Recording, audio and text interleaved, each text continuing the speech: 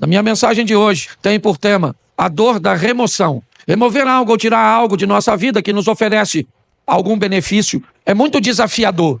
E todas as vezes que a vida, que Deus se predispõe a agir na nossa vida para que algo ou alguém seja removido dela, essa remoção, ela vai causar dor.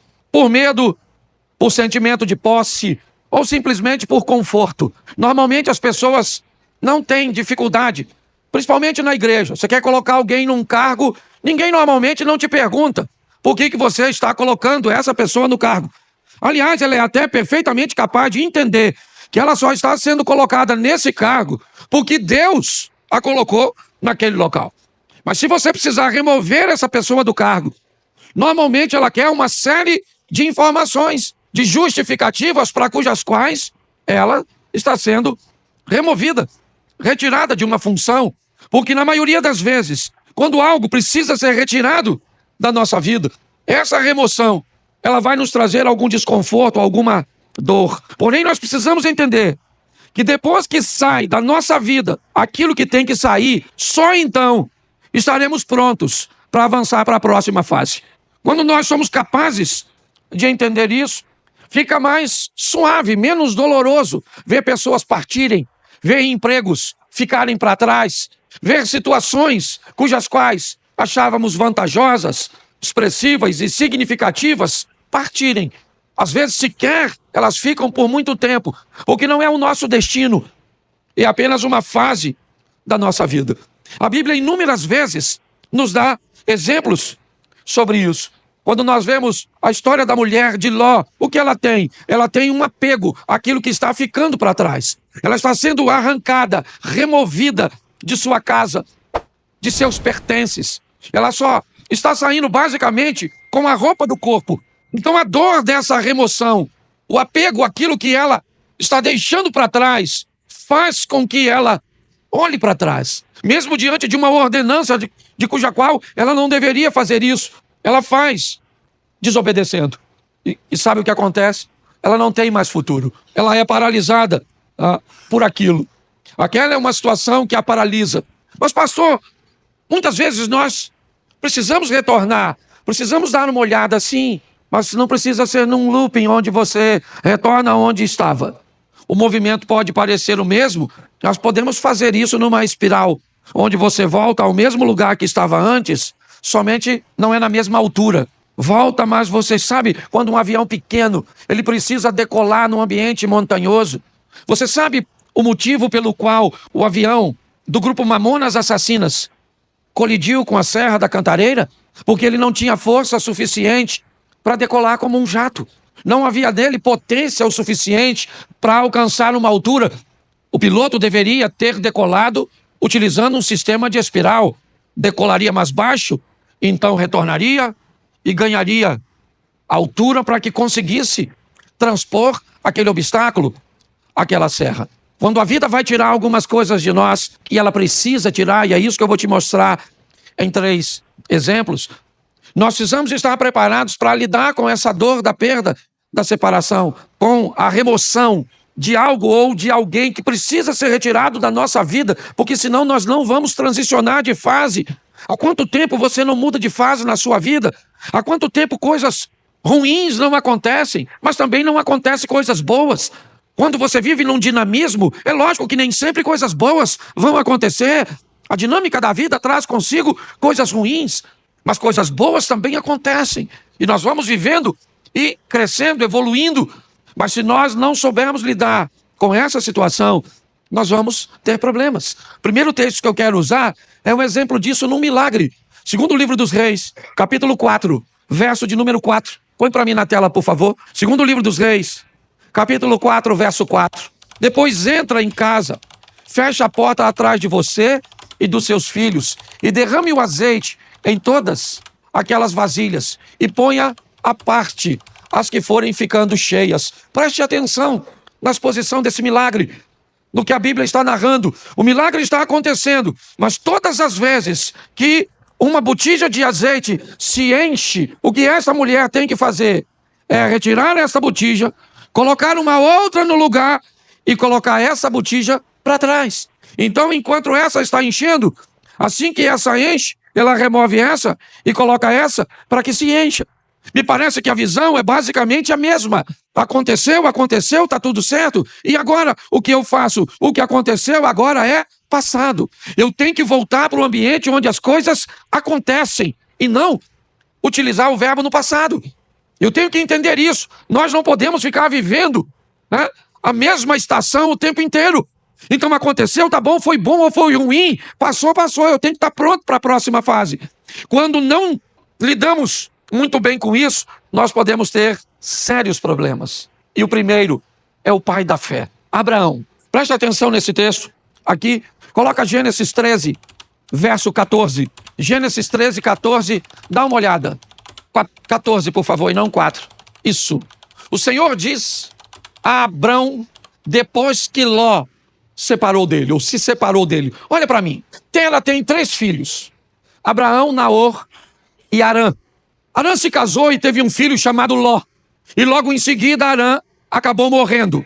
Tera deixa Naor em Ur e sai com Abrão, com Ló, com Sarai, a esposa de Abraão, em direção a Canaã. Mas eles fazem uma parada em Harã e permanecem ali um tempo. Ali, o pai de Abraão, Tera, acaba morrendo. O que Abraão tem agora é apenas seu sobrinho Ló. É apenas um sobrinho. Ele não está mais em Ur. Não. O texto é claro.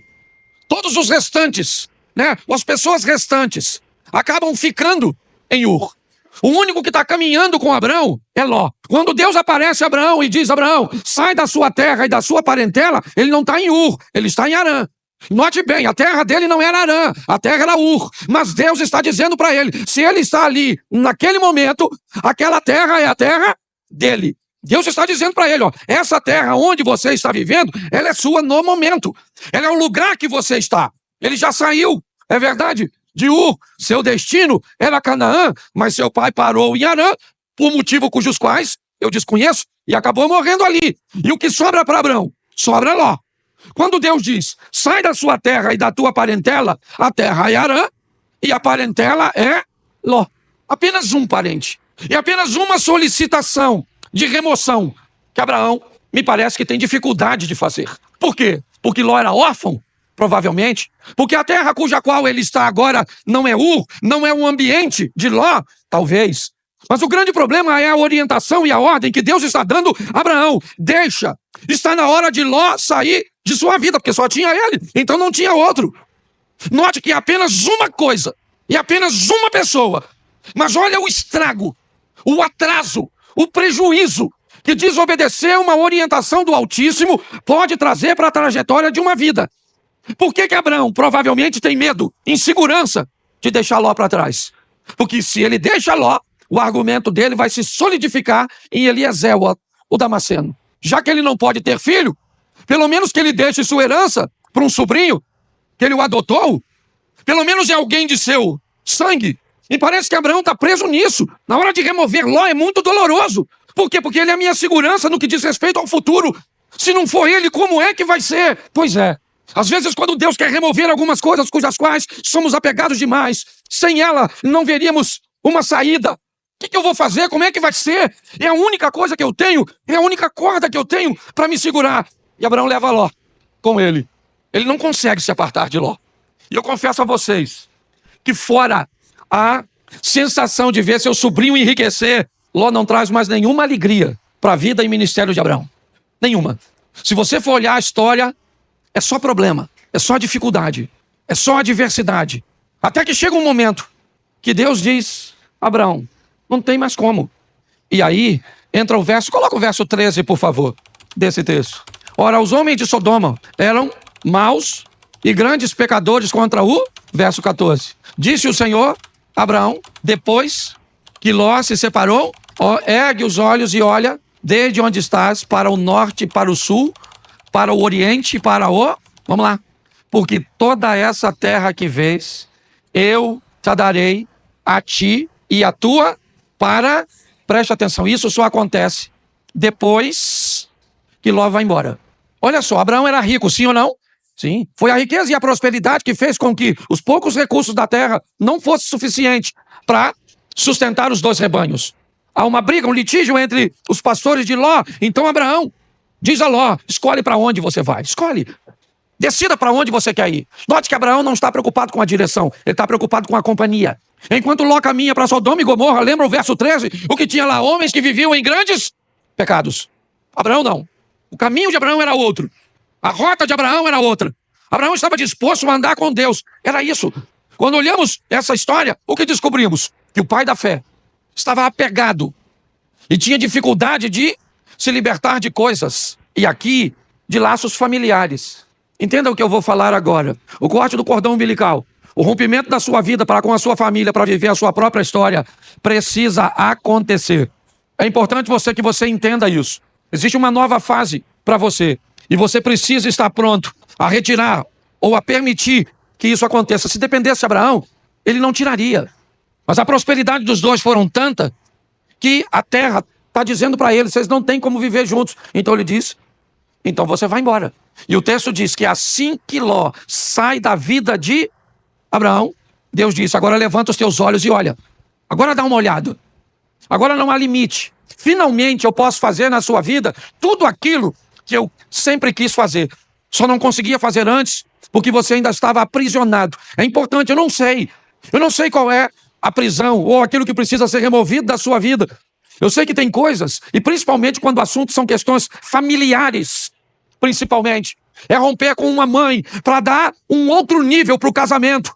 É romper com um filho para dar um outro nível para o casamento. Pare e pense. Muitas vezes nós precisamos não é abandonar, não. Você vai ver o que Abraão ainda vai fazer mais à frente. Mas é importante que nós entendamos isso. Que depois que Ló sai da vida de Abraão, as coisas tomam um rumo totalmente diferente. Então, por mais doloroso que seja, esteja pronto para viver essa remoção. Deixa eu usar a segunda, que eu não posso deter muito tempo. Jonas 1,15. Jonas capítulo 1, verso de número 15. Levantaram Jonas e o lançaram ao mar, e cessou o mar da sua fúria. Preste atenção, um barco está para afundar e Jonas está nele. Qual é o problema da tempestade? É Jonas. Qual é o motivo de tudo aquilo que está acontecendo? É Jonas. Por que Jonas está ali? Porque o capitão do navio está ganhando dinheiro com Jonas. Jonas está ali porque comprou uma passagem. Jonas está ali porque tinha uma grana para comprar uma passagem para entrar nesse barco. Mas ele é um desobediente, tá certo? Mas ele está trazendo dinheiro. Mas eu não sei quem ele é. Tudo bem, não quero saber. Ele está trazendo uma grana, ele está trazendo uma lucratividade. E pautado nessa lucratividade, eu não sou capaz de selecionar quem entra na minha vida. Deixa eu fazer uma pergunta para você. Quanto custa para entrar na sua casa? Quanto custa para entrar na sua família? Quanto custa? Qual é o preço de um ingresso da sua intimidade? Pare e pense. Por causa da entrada de Jonas, o capitão do navio, que não é profeta, ele não desobedeceu a Deus. Não. Ele cometeu algum pecado quando vendeu o ingresso do barco dele para o Jonas? Sim ou não? Claro que não, mas não interessa. Tem alguém dentro da vida dele, tem alguém dentro do barco dele que está trazendo aquela tempestade. É só uma questão de tempo até ele afundar. Você sabe o que ele faz, o capitão do navio? Ele pega toda a carga e joga fora. Ele precisava perder a carga? Não, o problema era a carga. O problema era Jonas. Mas ele perde a carga. Porque pessoas perdem aquilo que não precisava perder quando não querem tirar o que precisa ser retirado. Você não quer tirar esse comportamento? Então tá bom. Perde o casamento, perde a intimidade, perde a paz. Mas sabe por que Jonas saiu do barco? Porque o capitão procurou. O capitão está procurando, me parece alguma coisa para jogar fora. O que ele quer é aliviar o barco, já perdeu a carga, é verdade, mas a tempestade continua, então ele vai no porão, ele desce no porão do navio. Eu já falei isso aqui, ele desce no porão do navio e lá no escuro do porão, deitado num lugar, está o Jonas. Porque aquilo que às vezes vai te levar para o fundo, não está na luz no convés, está no porão, escondido, quietinho. O que ele está estabelecendo em você é um comportamento, uma postura comportamental que destrói seus relacionamentos, que impede você de ter relacionamentos sadios. Mas quando ele procura, a Bíblia diz: aquele que pede recebe, aquele que busca, acha. Então ele não está buscando, ele achou. Pegou o Jonas, levou o Jonas no convés, o interrogou, e Jonas disse: não era para eu estar aqui, era para eu estar onde? Em Nínive, cumprindo a minha missão. Mas eu desci a Jope, peguei, certo? Comprei um ingresso, uma passagem, entrei nesse seu barco para ir para Tarsis, para a Espanha. E agora? A tempestade está lá, Jonas diz que ele é o culpado. Mas e agora? O texto diz que o capitão está com medo de jogar Jonas fora. Quem é esse cara? Não é quem ele é. É a missão que ele precisa executar. Não tem a ver com ele, é com o propósito de Deus na vida dele. Ele se torna importante por causa do propósito. E aquele homem olha e diz: eu não vou remover esse cara do meu barco. Eu tô com medo de jogar esse cara fora. Joga esse cara fora e... não quer jogar? Então tá bom. Eu sei o que é isso muito bem. Eu trabalhei 12 anos numa empresa. Foi lá que meus filhos nasceram. Lá eu me casei. Eu não tinha um carro, eu usava o carro da empresa. Tudo girava em torno daquele lugar. Eu não sabia viver, não havia nenhum outro ecossistema que eu conseguia enxergar, sabe, para me prover de um futuro. Não tinha. Não havia possibilidade, eu não conseguia enxergar. Eu sei hoje que existia, tanto existia que eu estou onde eu estou, mas na época eu não via. Eu estava totalmente apegado. E Deus usando todas as estratégias para me remover. Ele me tirou com mão forte de um lugar que eu não queria sair. Eu não estava vivendo em pecado, não. Não, eu só não estava onde Deus queria que eu estivesse. Mas aqui eu não quero falar de Jonas, eu quero falar do capitão. É ele é o foco da minha mensagem, porque é o barco dele que vai afundar. Por quê? Porque tem alguém que não deveria estar na vida dele, na casa dele, na empresa dele, nos negócios dele, no ministério dele. E agora ele tem que jogar Jonas fora. Sabe o que ele tem? Medo. Medo de jogar. Só que ele não vê outra situação. Ele tem que jogar Jonas fora. Verso 15. E levantaram a Jonas e o lançaram ao e cessou a sua.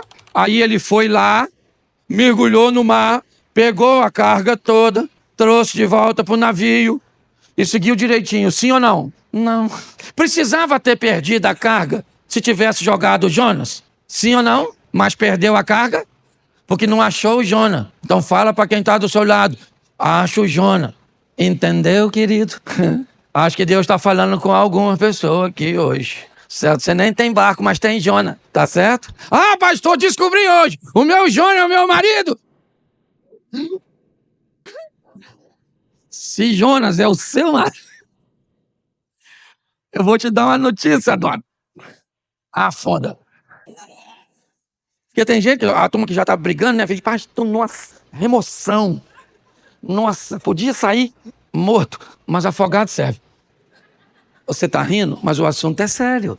Dá uma olhadinha, gente, porque eu creio que Deus está falando conosco, amém? O terceiro, Gênesis 37, verso 28. 37, 28 de Gênesis. Isso. E passando os mercadores midianitas, os irmãos de José o alçaram e o tiraram da cisterna e o venderam por 20 ciclos de prata aos ismaelitas. E esses levaram José ao... Preste atenção, quando Deus precisa tirar você de um lugar onde a sua visão é diferente da visão dos outros. Por favor, se você veio para essa igreja, certo? E você não quer se encaixar nessa visão, essa é uma mensagem extraordinária para você. O José é um cara que ele vê o mundo, as coisas. Ele aspira. Seu comportamento é diferente de seus irmãos. Não cabe. Eu não estou dizendo que Rubem, Simeão, Levi, Isacar, Zebulun, Gad, Azer, Naftali, certo? Eu não estou dizendo que eles estão errados. Eu estou dizendo que há uma visão diferente. E Deus então vai remover José. Sabe o que ele é? Irmão dos caras. Sabe? Ele vai ser vendido como? Como? Repita comigo, é melhor ser um escravo na mão de estranhos do que irmão de uma família de invejosos. O dono do escravo, ele quer o quê? O que ele quer com o escravo? Ele quer o quê? Lucrar, sim ou não? Então, pro dono do escravo, quanto mais ele lucrar, melhor. O que o escravo vai fazer lá na frente, se o escravo amanhã se tornou governador do Egito, o cara não quer saber. O que ele quer saber é o quanto ele ganhou quando vendeu o escravo. Mas um ambiente de invejoso, ele está preocupado com o que você pode se tornar no futuro. É isso que vai incomodá-lo. Então o propósito, enquanto o dono do escravo não se preocupa com o escravo amanhã, desde que tenha ganho com ele, o invejoso não. Ele se preocupa totalmente com amanhã, com aquilo que você pode se tornar. Porque, na verdade, na maioria das vezes, todo mundo quer ver você bem, desde que não seja melhor do que ele. Na maioria das vezes é assim que funciona. José precisa ser removido daquele lugar. Não cabe ali. Mas, pastor, fique tranquilo. Essa é uma questão de família e uma família bem organizadinha. Não esqueça que esse cara, ele é bisneto de Abraão, sim ou não? Isso. Ele é filho de Jacó, que é filho de Isaac, que é filho de Abraão. Essa é uma história sensacional no que diz respeito à família. Por quê? Porque José é vendido pelos irmãos aos ismaelitas e vai para o Egito, como nós lemos o texto. No Egito, então, ele se torna governador e depois de anos, seus irmãos vêm morar numa terra que ele conquistou para seus irmãos. Olha só, nessa história, os irmãos de José cabem na vida de José naquele momento que ele está lá? Sim ou não? Não. Mas quando ele migra para o Egito e se torna governador, quem é que vem morar com ele? Os irmãos. Tem gente que não cabe na sua vida hoje, mas vai caber. Tem ambientes que hoje precisa ser retirado de você. Talvez porque você não tem habilidade para lidar com ele. Mas todas as vezes que Deus quer remover isso, ou quer remover algo, alguém da nossa vida, se esse ambiente, se essa pessoa nos traz alguma vantagem, nós vamos ter sérios problemas. Isso aconteceu com Abraão, como eu citei aqui para vocês. Isso aconteceu com aquele homem que teve seu navio ameaçado porque alguém não devia estar lá. E mesmo na hora de remover, foi desafiador. E para José também foi difícil ver seus irmãos ficarem para trás e ele ser vendido. Hoje, o que eu entendo aqui para todos nós é que algumas coisas precisam ser retiradas, removidas. Essa palavra veio a mim quando eu ouvi aquela ministração na Slavec, onde aquela ideia de graça que me trouxe até aqui foi ampliada, não diminuída, ampliada. É uma nova fase. É importante que nós venhamos a respeitar o tempo da mudança. É um grande desafio para nós. Eu não sei se você sabe, mas a história de Abraão começa com 75 anos de idade. Isaac nasce, Abraão tem 100 anos. Foram 25 anos depois. Ele teve que vivenciar tudo aquilo. Talvez por isso ele seja chamado o pai da fé. Hoje, muitas vezes, Deus tenta remover coisas tão pequenas. Eu vou falar aqui algo, né? Não vou expor a intimidade de ninguém, mas não sei nem se o casal que eu atendi está aqui, mas não vou citar seu nome de forma nenhuma aqui. Eu estava atendendo agorinha mesmo um casal que corre o risco de se divorciar porque a mulher tem dificuldade de remover o celular, de remover o vocabulário. E se não fizer isso, o casamento acaba. Mas ela tem dificuldade de remover, porque todas as vezes que algo precisa ser retirado, nós temos muita dificuldade. Tenta fazer uma devocional toda manhã, tenta. E você vai encontrar com diversos obstáculos que você precisa remover, Tenta levantar de manhã, fazer a sua oração, fazer sua leitura bíblica, fazer um período de meditação. Eu não sei de quanto tempo você pode, mas tenta fazer isso. A probabilidade de você não conseguir é muito grande, porque para colocar essas coisas em prática, você vai ter que remover outras coisas que você já faz e que lhe oferece conforto. Tenta orar toda noite com sua esposa, de mãos dadas. Tenta fazer jejum pelo menos 2 ou 3 vezes na semana. Tenta para ver. Pastor, por que é tão difícil? Porque antes de fazer aquilo, você vai precisar remover outras coisas que já estão estabelecidas, que te oferecem vantagens, que te oferecem conforto. Hoje a minha proposta, é trazer esse entendimento para você. Eu fecho aqui na minha devocional de sexta-feira. Eu vivi uma das maiores experiências, porque hoje não era para eu estar aqui. Hoje era para eu estar envolvido num escândalo e preso, com meu nome passando na mídia. Mas por causa da minha devocional, e eu tenho certeza, uma oração tão simples que eu fiz naquela manhã, me deu condições de chegar no lugar 20 minutos antes e resolver um problema que ia acabar com a minha vida. Você sabe quantos minutos eu orei naquela sexta-feira? Talvez de 5 a 7. Sabe aquela oração que você levanta e entrega o dia? Senhor, toma esse dia, toma isso, toma aquilo, oro para o fulano, para o ciclano, aquela coisa. Então eu vou falar uma coisa para vocês. Para ter bons hábitos, nós vamos ter que remover os ruins. E se você achar que não consegue fazer isso, vai continuar com os ruins mesmos.